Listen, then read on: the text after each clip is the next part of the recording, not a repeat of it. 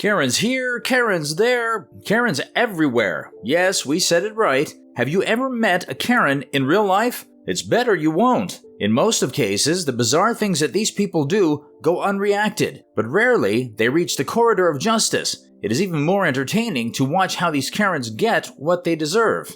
Number 1. Deborah Jo Hunter. Deborah Jo Hunter ignored social distancing precautions and coughed on Heather Sprague during the peak of the 2020 epidemic. How ruthless and inappropriate. To make things worse, apparently Heather had brain cancer. Only Karen can do such a thing. Even if it wasn't corona time, still, this action was really unacceptable. Eventually, a recording of the incident went viral, and Sprague went to the cops for justice. Hunter was taken into custody and put in jail, but she was freed after posting bail. Then Sprague had to inform the court that the cough concerned her family. She and her family were forced to isolate and obtain COVID tests after the incident, even though the results were negative. Hunter was indicted with misdemeanor assault and pleaded guilty after 9 months in court. She expressed regret for her acts and stated the actions had harmed her family, particularly her children. Karen knows about family values, but only when it comes to their own family. Her husband told the court that the family had lately been through severe trials, including losing all their belongings in a house fire. These difficulties, he claimed, were contributing to Hunter's bizarre behavior. Judge James Ruth disciplined Hunter for her failure of humanity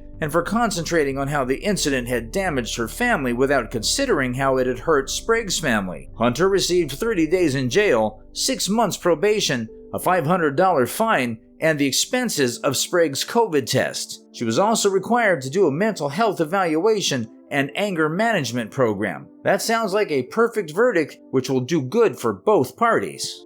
Number 2. Penelope Soto. These teens sometimes go a bit over the limitations. After lifting her middle finger at the judge during sentencing, a juvenile was sentenced to 30 days in jail. The whole court trial happened virtually, and the judge is nice towards her at first, but later, how he behaves is totally depending on the girl. Penelope Soto was in court for drug possessions when she made the disrespectful gesture after her bond was set by Miami-Dade Circuit Judge Jorge Rodriguez Chomat. Soto was in possession of Xanax bars, a prescription-only anti-anxiety medicine widely used as a recreational drug. Take a look at this popular trial video. She spoke that she made $200 per week and that her assets included jewelry and a car when queried about her financial assets. When he asked how much her jewelry was worth, she chuckled and said, "A lot. We are not in a club. Be serious about it," the judge replied. And her reply was totally unfit for a courtroom. "I'm serious about it. You just made me laugh." When probed by Judge Rodriguez Chomat, Soto claimed not to have used drugs in the previous 24 hours. Judge Rodriguez Chomat then set Soto's bond at $5,000 and said, "Bye-bye." Soto reacted with a laugh and said, "Adios," before walking away. Was that a disrespectful act? Well, look at her attitude the whole time inside the court. She was really carefree with zero respect for the law. Judge Rodriguez Chomat called Soto once more and asked him to return the papers to the court employee. She showed complete disregard for the court. However, this judge was careful to teach her proper behavior. He increased her bond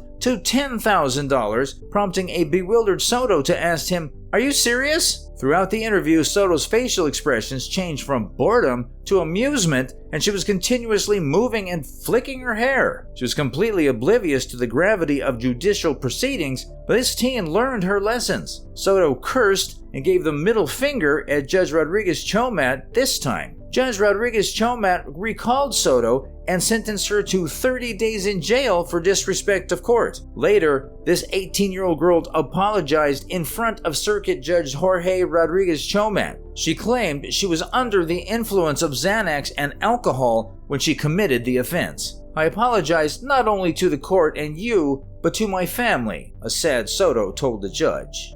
Number 3. Lena Hernandez. I don't care about your Facebook or your video. Well, there are far more Karens in our society than we realize. Take a look at this lady. She is 55 years old, which is the ideal age for enjoying retired life. Instead, she is raising the racist flag and ruining the peaceful lives of others. This woman was exercising in a park, which irritated the elderly lady. The matter which irritated her was that the lady was of Asian origins. She began to verbally insult them. In the meantime, she requested them to leave her nation. She even claimed to be speaking on behalf of her government. You should see her expressions. It's unusual to see a 55-year-old woman acting like an 18-year-old. Of course, not everyone remained silent in the aftermath of such incidents. Somebody filed a complaint, and investigations began. Lena Hernandez was easy to catch because everyone in her neighborhood disliked her. She was detained due to a bench warrant. She was sentenced to 47 days in prison and a year of anger management. That's how easily she was struck by karma. Very satisfying.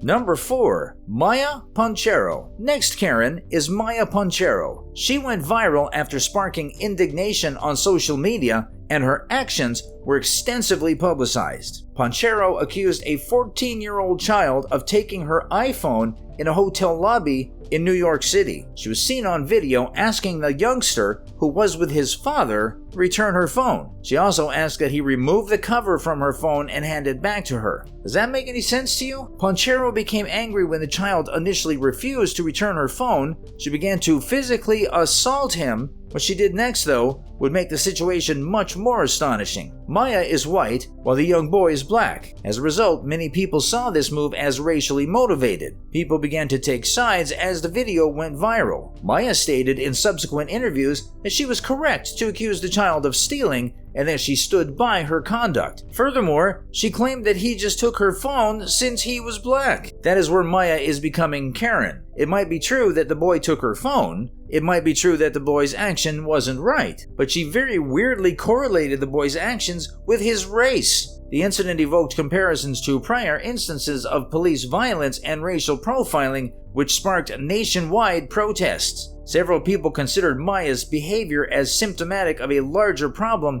of systemic racism in the United States. Despite the outpouring of support on social media and in the media, Maya avoided jail time. Instead, she received a 2-year probation sentence and was forced to attend therapy and anger management programs. This episode has highlighted the importance of holding people accountable when they act discriminatorily, especially when they are in positions of responsibility. After a hotel employee discovered the phone in the foyer, the 14-year-old's phone was eventually given back to him, but the damage had been done, and the incident had a significant impact on him and his family. In his whole life, the boy will never forget such an incident. Maya's tale reminds us that there is still a lot left to be done in the battle against racism, and that we must remain vigilant and speak out against injustice anytime we see it. It stands as a reminder that everybody must work together to make our society more fair and equal. Number 5. Amanda Stiles. Amanda Stiles will explain why Karens are named Karens. She was arrested during her ex-husband's custody hearing for her excessive behavior. She succeeded in producing a scene that stunned everyone in the courtroom. Amanda was disrespectful during the hearing, stopping the woman who was speaking and asking the state-provided legal representation to get her to stop. The judge was forced to muffle her audio. After unmuting her, he recommended that she must consult for a drug and psychological evaluation. Amanda's reaction once he unmuted her was unbelievable. She openly admitted to taking marijuana and told the judge where it was legal and illegal. The courtroom audience was taken aback by her actions. Her expressions demanded her to stop, but she proceeded with her nonsense. Amanda didn't appear to care about the consequences of her actions, even after being paid for each foul term she muttered. Ryan Parnell was lucky because it was easy for him to get the divorce since his wife's behavior was such. No judge will ask a man to live with a woman like Amanda. Ryan made a wise decision.